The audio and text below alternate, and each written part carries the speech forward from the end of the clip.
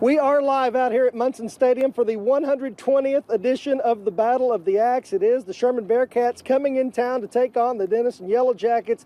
Jeremy Thomas joins me now to talk about it. And Jeremy, this game totally has a different feel to it, if for no other reason. One, it's hot out here, and two, it's week 1 and not week 10, and that's not the way this usually goes. Big 12 football media days have arrived down here at the Star in Frisco. David Reed, Travis Buckner here with you. A big day. Half the league's teams were here in Frisco today. That includes the Oklahoma Sooners, who are losing a pretty significant player that was the trigger man for their offense last year. Big high school football game here at Munson Stadium tonight. The Gunner Tigers will take the field against Holiday with the regional championship on the line. We are down to 8 teams in the state of Texas. The Gunner Tigers are one of them, and they will look to clinch a spot in the state semifinals here with a win tonight. Gunner beat Holiday earlier in the season, as they are in the same district. So this is a rematch of sorts, and the Tigers are looking for a big win here tonight to advance to the state semifinals. Basketball is back at Grayson College tonight. For the first time, we have college basketball back on the hilltop for the rebirth of the program. Well, here we are live at Munson Stadium for the 120th edition of the Battle of the Axe. Should be a great football game. The Sherman Bearcats are in town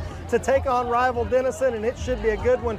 Joining me now to talk about it, we have our usual panel. We've got Jay Lindley, the voice of the Sherman Bearcats. We've got Lynn Burkhead, the voice of the Denison Yellow Jackets, and of course you all know Jeremy Thomas. And Lynn, let me start with you.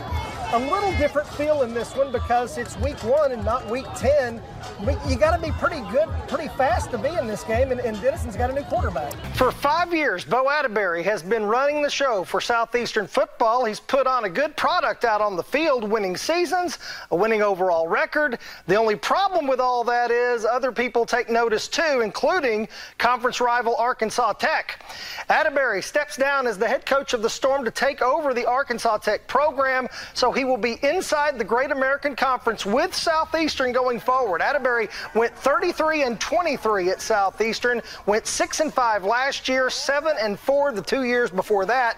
He steps into a program now that has good facilities, but they haven't been able to put it all together on the field. The Wonder Boys went 3-8 last year. Sources inside the Southeastern athletic program tell me the search for the new coach is already underway. Atterbury will be introduced at a press conference on Monday at Arkansas Tech. Well, there you go. The stage is all set. Should be a fantastic football game. Usually is when Sherman and Denison get together. Of course, we will have much more on this big game coming up tonight at 6, and of course, kickoff 7:30 here at Munson, guys. The Texas Longhorns burst onto not only the Big 12 scene, but the national scene as well. As for the Sooners, they will need to regroup with a lot of Big 12 football still left to play. Reporting for the Cotton Bowl in Dallas, David Reed, Sports 12.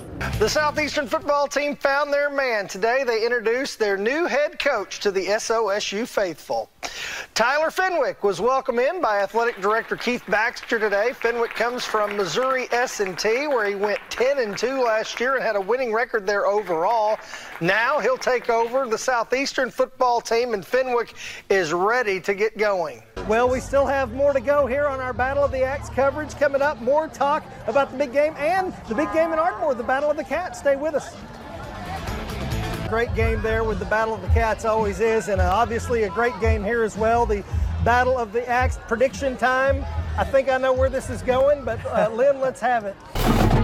Well, hello there and welcome to the Friday Night Blitz. We've got a big show for you tonight. Denison takes on Frisco. Tom Bean battles Collinsville. Gunner goes out to Wichita Falls to play City View. We've got a camera there. Melissa takes on Salina, but let's begin in Sherman with a big district game for the Bearcats. Jeremy Thomas is live out at that one tonight.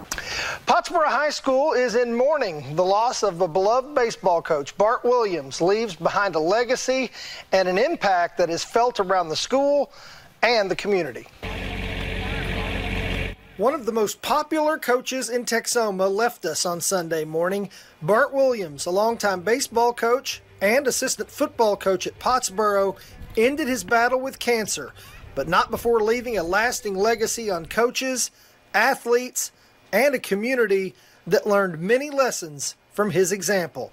Well, I just think they know he cared about them. You know, there were times where in football practice this year where He probably shouldn't have been there, but you weren't going to keep him away. That was his passion. He loved our kids, and he loved doing his job. He loved coaching. I mean, he was coaching in his last days. He was kind of like the solid rock. Very loyal, very trustworthy, very honest. You always know what you got in Bart. He was never too high and never too low. He was pretty much even keeled, and I think the kids really responded to that. On the field, Bart Williams was a fighter, led the Cards to many successful seasons, won over 300 games. But that fight didn't stop on the baseball field. It showed up in life, too. And to anyone that saw how he handled what he was going through, could not help but be inspired to do more themselves. He lived day to day, and he never gave up, and really approached every day the same way. Never complained. You never heard him gripe about situation he was in. He always just taught us, anybody that ever was coached by him knew that he was just always there for you. It was never about him. He just wanted you to do successful, whether it was on the field or just later in life. He just wanted you to just be all you can be and just 100% every time. But to anyone that knew him, Coach Willie was more than a baseball coach. He was a husband, a father, and to many, a father figure. I've known Bart since 1995. I learned a lot from him, and the first thing would be, what a character person he is. He had his priorities right. God was number one in his life, and then his family, and then his profession came third.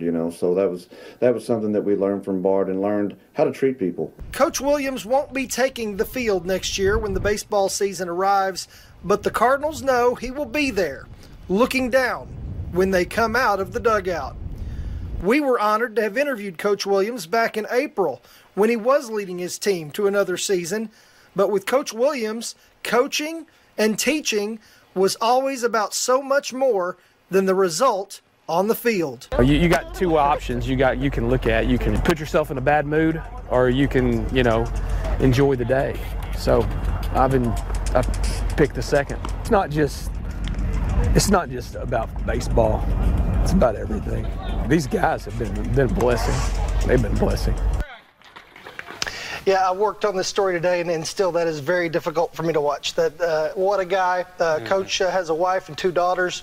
I know that community is wrapping their arms around those girls tonight. And this is a man that had just impacted so many people in his 47 years here on this earth.